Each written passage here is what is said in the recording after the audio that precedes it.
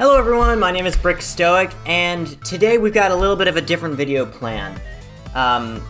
It's Halloween at the time this video is going up, and instead of building something for Halloween or getting abducted like I did last year, this time we are ranking Discord's LEGO builds. I think this will be extremely fun, so let's get right into this. So here's how it's going to work.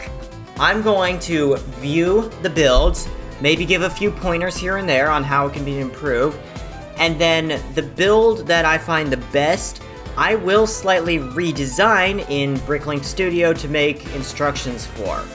So the first build we have here is from Stoic here on Discord. I like how a lot of people have rebranded their usernames to have my tag in there.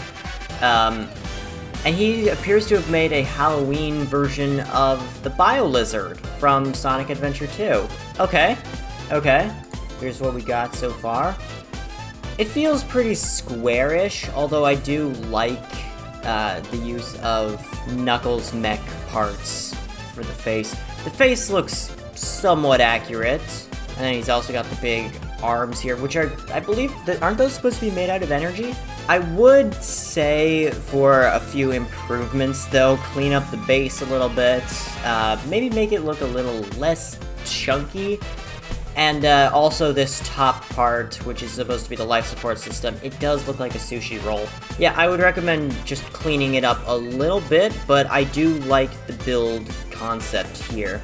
Also, I know it's not supposed to be red, but I do like the red. It works kind of well for this. Okay, so I'm going to give this build maybe 6 out of 10. Not necessarily a build here, but just a funny meme that was accidentally posted in here. Yeah, I like this. Okay, so the next one comes from Panda, Sword Mario. We call him a lot of things. Here he's Sword Stoic. I believe he said this was a graveyard, and I knew it. That is a Spider-Man piece there. Nice. Okay. So this is a relatively simple build. Looks like we've got a skeleton coming up from the grave. I don't know who this guy is. We have a wither skeleton. So it's clearly like a haunted graveyard of some kind. And then I'm going to assume that this is meant to be a fountain. But yeah, this also, kind of like the last one, it feels kind of unfinished. I know he mentioned that it was rather unfinished, but I can still tell what it is, so that's really what I'm looking for here. The fountain, actually, I like how the different shades of gray replicate rockwork, and then also a technique that I don't even know if he noticed he was doing, but I love this. He used the spring-loaded shooters to create different shading in the rocks. Love that technique. I'm gonna put this at a 5 out of 10. Okay, so Order 66 Games put this one, and I like this one a lot, actually. First of all, it's the first one that really feels complete, with the exception of the lack of one piece right here that's bugging my OCD.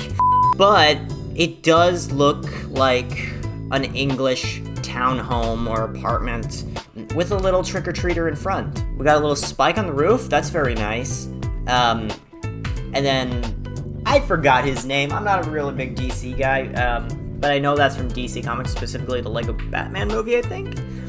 And then we got the Micropods Iron Man. That's what they were called, right? The Micropod. I'll put that up on the screen here. And then we have a bat jack-o'-lantern. And I did not actually know that part existed, so that's really funny. So yeah, this build, while small, I really like it. It feels complete. And I just noticed that these aren't random, they actually match on both sides. So I'm gonna give this one an 8 out of 10. I like this one a lot. FrogYT created a graveyard, and that is a creepy ghost figure. Oh man. But yeah, so we have somebody exploring the graveyard, which is clearly haunted by these two guys. That is, this ghost right here. It's from the newest Jack-o'-lantern gift with purchase. The graves feel pretty good, and this actually does look like a poly bag that we would get. The colors feel a little more cohesive. I like how the dirt here is kind of popping up a bit. We got a pumpkin, very Halloween-y. Still laugh every time I hear that. I don't like the use of marker on the figures, though. That annoys me a little bit. Honestly, though, just the fact that it feels like an actual Lego polybag makes me kind of like it. So I'm gonna put this one at a 7 out of 10. Okay, it's Drrob made this thing.